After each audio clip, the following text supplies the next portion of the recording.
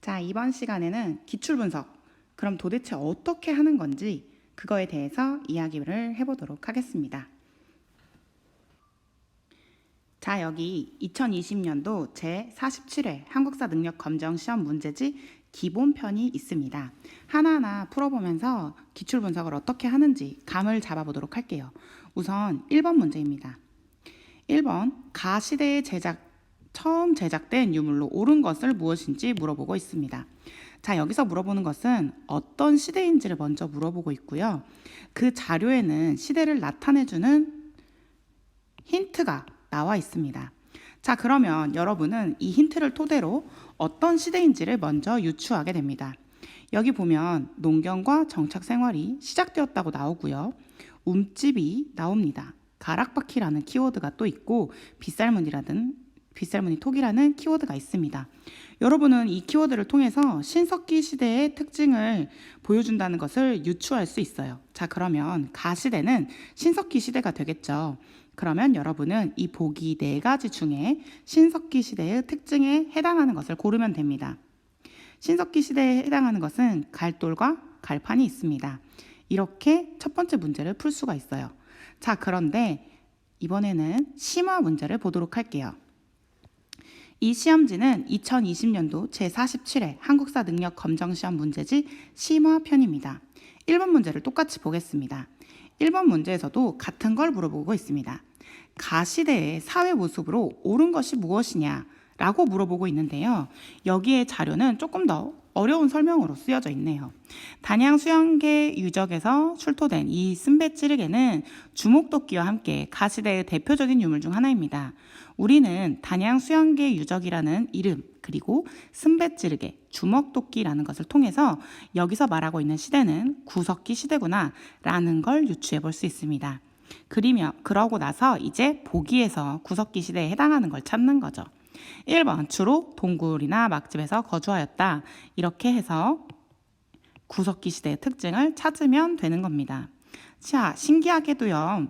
이러한 주제, 한국사 능력 검정 시험뿐만 아니라 한국사를 보기 위한 대부분의 시험에서는 첫 번째 문제에는 이렇게 구석기 시대, 신석기 시대 혹은 청동기나 철기를 다루는 문제가 나오게 됩니다. 그러면 여러분은 첫 번째 주제로 이 구석기, 신석기, 청동기, 철기에 대한 부분을 정리해 두면 1번 문제를 틀릴 일이 절대 없겠죠.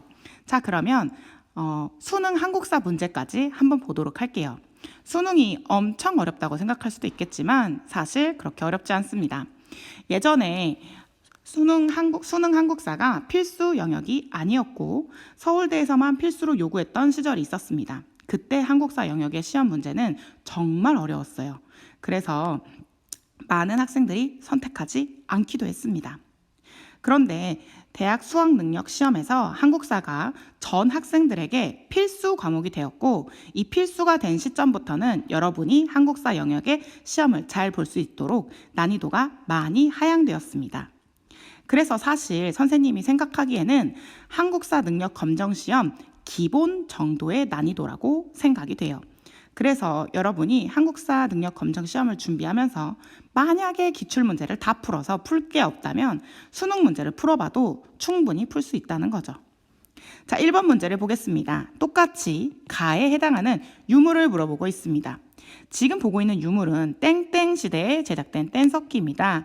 이 유물은 사냥 등 다양한 용도로 사용되었다고 하네요. 이 가 유물이 있었던 시대를 또 물어보고 있습니다. 그리고 이 시대에 해당되는 뗀석기를 물어보고 있네요. 이 뗀석기 이것을 찾아보면 되겠어요. 그것이 바로 1번 주먹도끼가 되겠습니다.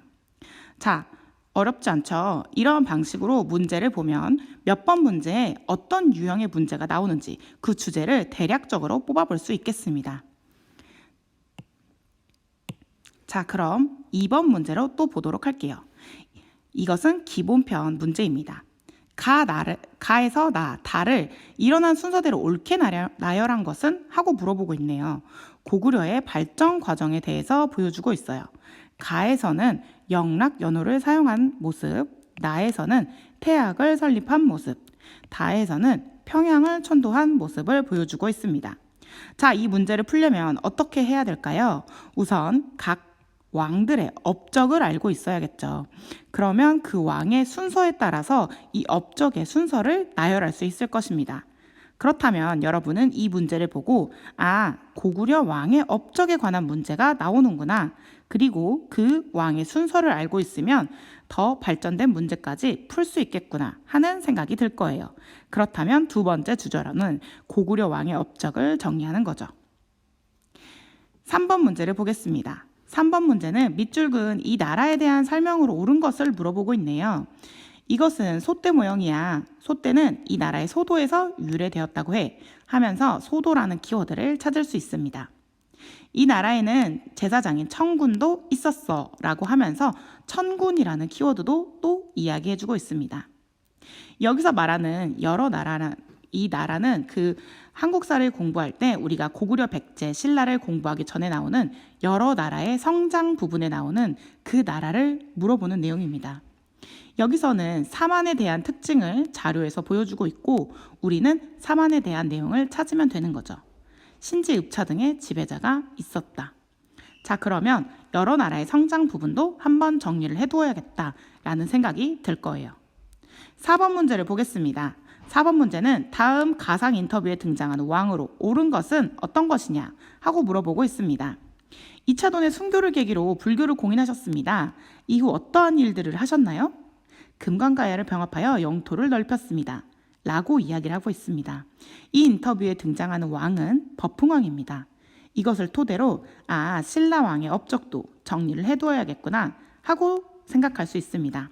자, 그러면 여러분은 고구려 왕의 업적, 신라 왕의 업적을 정리하면서 추가로 백제 왕에 대한 업적도 정리해두면 뒤에 백제 왕의 업적에 관한 것을 물어보는 문제가 나오겠구나 라고 생각을 할 수 있을 거예요. 이렇게 시험 문제를 제3자의 입장에서 차분히 바라보면서 문제를 공부하면 여러분이 어떤 주제를 중심으로 공부해야 할지 알 수 있게 됩니다. 자, 그러면 기본 문제가 이렇게 출시가 됐어요. 그러면 심화 문제를 또 보도록 하겠습니다. 가 나라에 대한 설명으로 옳은 것은 하고 물어보고 있네요.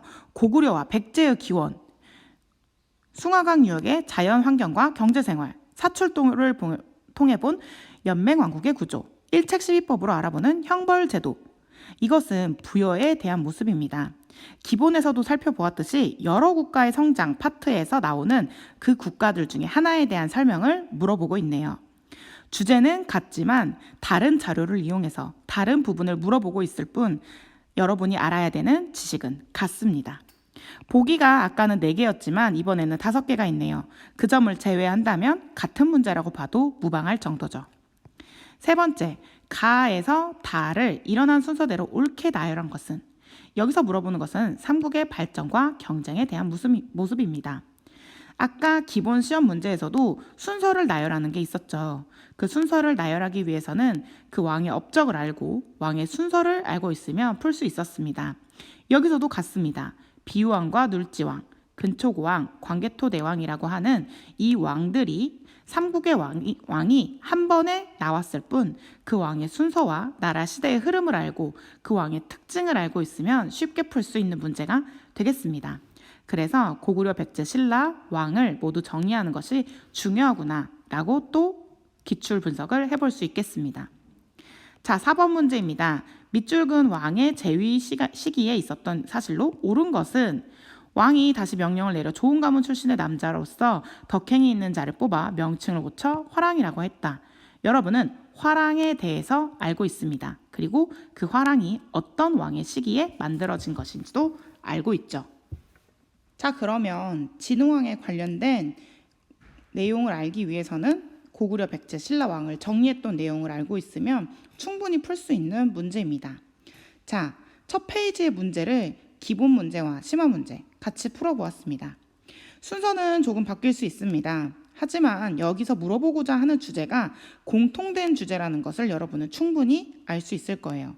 자, 그렇다면 여러분은 이제 기본과 심화 문제를 한 번씩 다 풀어보시기 바랍니다. 내가 어떤 문제를 맞았고 틀렸고는 지금 중요하지 않습니다. 시험을 준비하기 위해서는 기출 분석을 먼저 하는 것이 중요하기 때문에 여러분은 어떤 주제들이 출시되고 있는지 그 기출을 알아보는 것입니다. 그 주제를 다 뽑아놓고 먼저 공부를 하고 나면 나머지 부분을 공부하는 데는 많은 시간이 필요하지 않습니다. 계속해서 출제되는 문제를 주제 중심으로 공부를 하고 나면 여러분은 짧은 시간 내에 한국사 능력 검정 시험을 획득할 수 있습니다. 자, 그러면 여기까지 해서 한국사 능력 검정 시험 문제를 어떻게 기출 분석해야 되는지 알아보도록 했습니다. 이 내용을 토대로 여러분이 꼭 한번 문제를 접해봤으면 좋겠습니다.